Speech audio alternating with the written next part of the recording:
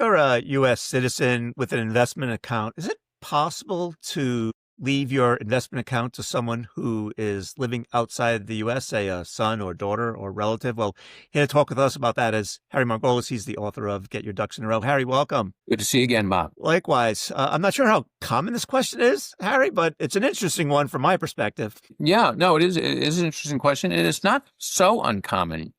People are much more international, moving around. In fact, I just got an email the other day over the weekend from someone who said her daughter lives in France, and it was a somewhat different question. She was wondering if they leave money to her, what happens with how do the French inheritance rules work, taxes work? Yes. So, which unfortunately I couldn't advise her on. I think I told her she had to find a notary in France or notaire to answer that question.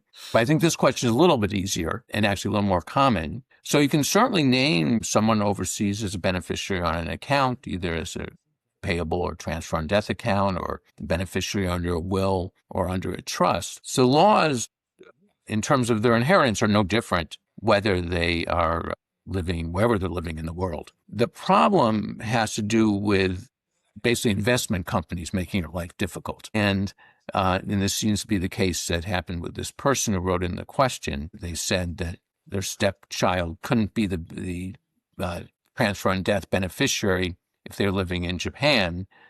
And to some extent, you just can't fight City Hall.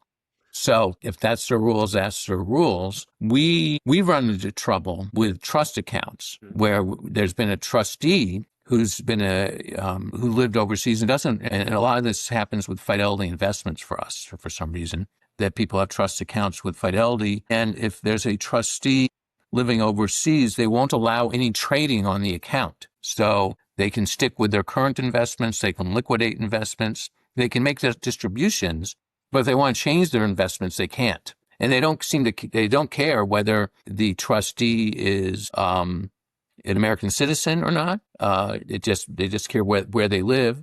And they don't care whether there are other trustees, say co-trustees, who are living in the United States. If there's any trustee who's outside of the country, then they have these restrictions. So anybody who has an account with an investment company or bank in the U.S.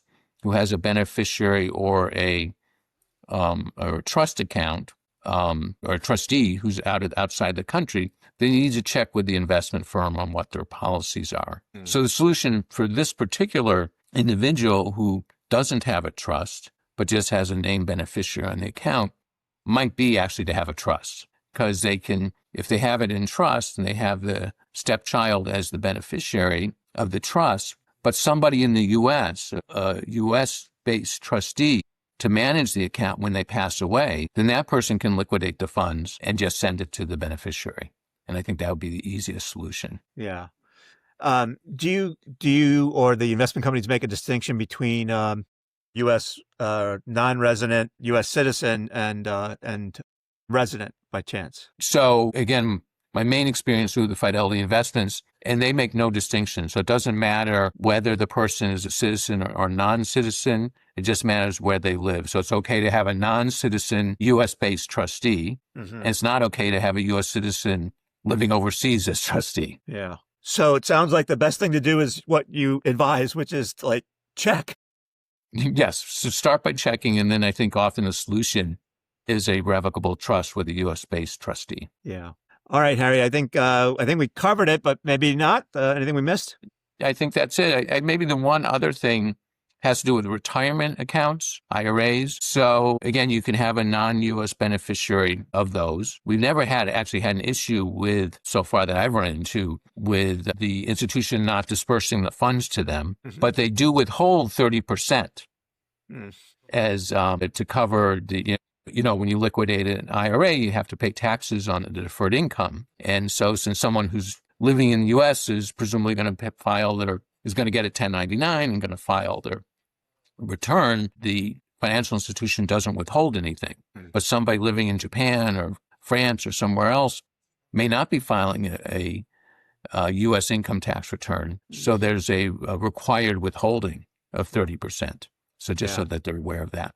Presumably, beneficiary would be able to reclaim that amount. If yeah, but I think it's somewhat complicated. Yeah. So, okay. And an accountant would better be able to advise me how you do that and whether it's worth the trouble. Yeah. Well, this is the variation on it takes a village. It takes a team of professionals, estate attorneys and CPAs to help you figure out your money. Unfortunately, that's true.